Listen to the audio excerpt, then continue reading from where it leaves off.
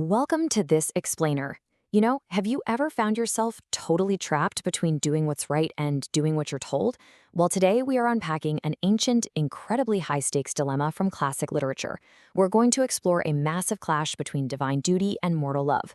Honestly, this story contains one of the most brilliant technicalities ever engineered in mythological history. Just imagine being forced to choose between the absolute love of your life and angering the all-powerful creators of the universe. It's a legendary standoff, and the way it actually unfolds is just truly gripping. Let's get into it. We're dropping right into the climax of this conflict with an intense, literal life-or-death ultimatum from Princess Damayanti to our hero, Nala. She is leaving absolutely zero room for negotiation here. She declares that if he forsakes her, her end is completely certain, be it by poison, fire, water, or the rope. It's such a heavy, dramatic declaration, and it instantly sets the stakes at the absolute maximum right out of the gate. Act 1, the impossible pitch. Okay, let's dive into this. Nala is trapped in a classic catch-22, acting as a divine wingman for the gods to a woman who is already completely in love with him. To really grasp the kind of pressure Nala is under, we've got to look at Damayanti's emotional state. It's highly poetic, but man, is it a desperate plea. She begs Nala to love her, telling him the language of the swans is burning me. She tells him her passion is just entirely overwhelming her. She even goes so far as to remind him that it is for his sake alone that she's caused all these kings to gather. She offers him everything, herself, her wealth, her complete trust. She's literally laying all her cards on the table. But here's the thing, Nala can't just say yes. He tries to bring her back to reality by reminding her that the all-powerful Lokapalas are present. Now, these aren't just regular attendees, okay? These are the high-souled lords and creators of the worlds. Nala practically begs her to turn her heart to them, saying he isn't even equal to the dust on their feet.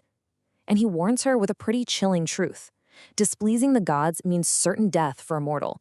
Rejecting them is just incredibly dangerous. And you have to look at the terrifying and honestly impressive resumes of the competition Nala is bound by honor to pitch. He is literally acting as their messenger. He tells her if she chooses them, she gets spotless robes, celestial garlands of variegated hues, excellent ornaments, the whole 9 yards. But the entities themselves, they are overwhelming. There's Hutasana, the chief of celestials who can literally swallow the entire earth. There's the Lord of the Mace, whose very dread forces all creatures to walk the path of virtue. Then there is the high-souled Mahandra, the chastiser of demons, known as the deities and Danavas. And finally, Varuna. So Nala is pleading with her to accept this friendly advice because the alternative is defying beings who swallow worlds and crush demons. No pressure, right? Act 2, a deadly ultimatum.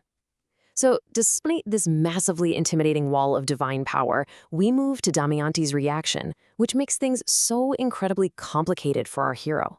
Through eyes totally bathed in tears of grief, she completely rejects the celestial beings. With her hands folded and trembling, she declares her absolute unyielding devotion to Nala. Even while respectfully bowing to all the gods, she tells him point blank, "I choose thee for my lord." She follows it up by saying, "Truly do I tell you this." She isn't swayed by those celestial garlands, and she certainly isn't intimidated by world-swallowing gods. Her mind is entirely made up. And this right here brilliantly illustrates the trap Nala is in. On one hand, we have Nala's duty. He explicitly pledged to be a messenger for the gods, so how can he, having come on their mission, dare to seek his own interest? But on the other hand, we have Damayanti's love. Now, we've all faced competing loyalties in our lives, for sure, but rarely with these kinds of stakes. If he seeks his own interest, he breaks his secret word and angers the world creators. If he does his duty and rejects her, well, she's already promised to end her life. It's a literal life-or-death puzzle with no apparent virtuous exit. Nala tells her, if seeking my own interest consists with virtue, I will seek it. He is just desperate for a way out that doesn't involve sin. Act 3, the clever loophole. Just when Nala says he can only accept her if it consists with virtue, Damayanti engineers a completely brilliant technicality to save them both.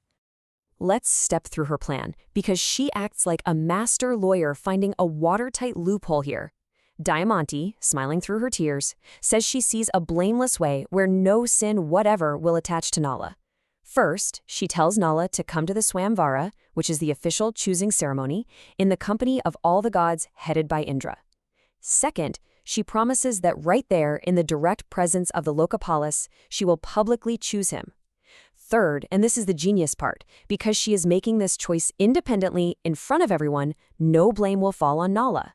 She takes the choice completely out of his hands, so absolutely no sin attaches to him for failing his mission. It is a masterpiece of legal and moral maneuvering. Act 4, reporting to the gods.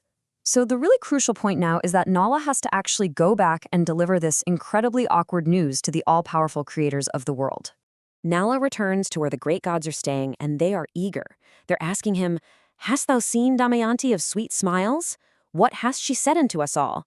He starts his diplomatic debrief by reminding them of his strict obedience and their immense power, confirming he successfully used their divine magic to bypass the guards. He tells them that, commanded by them, he entered a palace with lofty portals guarded by veteran warders bearing wands, and yet literally no one perceived him except the princess and her handmaids, who were just filled with wonder. So he proves he fulfilled his mission to deliver their message perfectly. He did exactly what they asked. And then he drops the bomb. He tells them that as he spoke to her of their greatness, pitching their incredible divine resumes, she flat out rejected them. Quote, "The fair-faced maiden, her will fixed on me, O ye best of the gods, chose me." I mean, talk about the ultimate awkward workplace conversation. Politely explaining to the swallower of the earth and the chastiser of demons that the girl chose you instead? Yikes.